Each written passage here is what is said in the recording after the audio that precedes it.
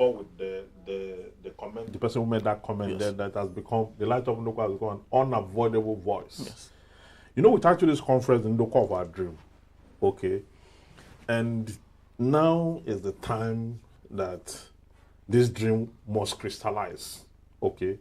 You see, these political leaders whom we have tried as much as possible to hold them accountable. Each time you try to hold them accountable, they take offense. They take offense because they believe that the resources of Ndokwa is their birthright. Okay, that they are the only ones entitled to what is good in Ndokwa, and every other person can get out of the way. But we say no.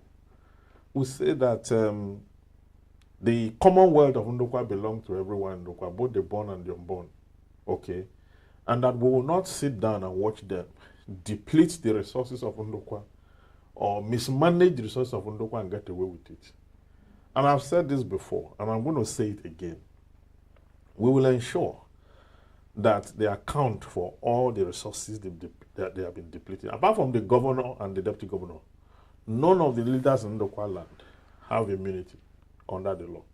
Okay, even the current governor and deputy governor, someday they will leave office and they will have no immunity again. If they do not change their ways now, this is not a threat. If they do not change their ways now and do what is right for the people, we will go after them in their old age. We will write petition against them and have them prosecuted and have them put in jail to spend the rest of their lives in jail for corruption.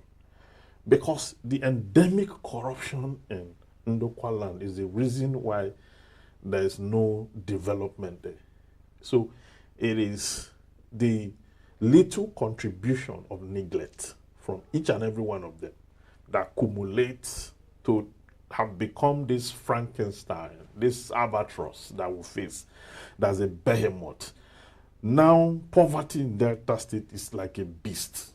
Okay, when you keep people in darkness for 20 years, you have turned them to beasts. That is it. So when you sow the seed of darkness, and it takes 20 years to grow, it can only give you the fruit of darkness. Now, this is the fruit of darkness. And you must be responsible enough to confront the fruit of darkness, which you sowed so many years ago. They cannot get away with it. They cannot leave this world without accounting for those resources they've depleted, that they've stolen, that they've taken out of the country, and they've gone to invest in other places. They must provide it. So it is the Ndokwa of Our Dream, the conference that is coming up on the 1st of October. We call on all sons and daughters of Ndokwa to come out to experience, you know, a new face of Ndokwa. The current political order of the Delta State has expired. There's a new order that is being formed by Providence. But would there be a direction on the issue of 2027? Is there a direction for the Ndokwa nation?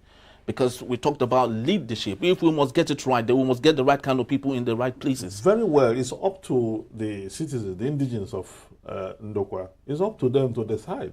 And that is why we're saying that they should come out. They should come and interrogate the leadership vis-a-vis their lifestyle.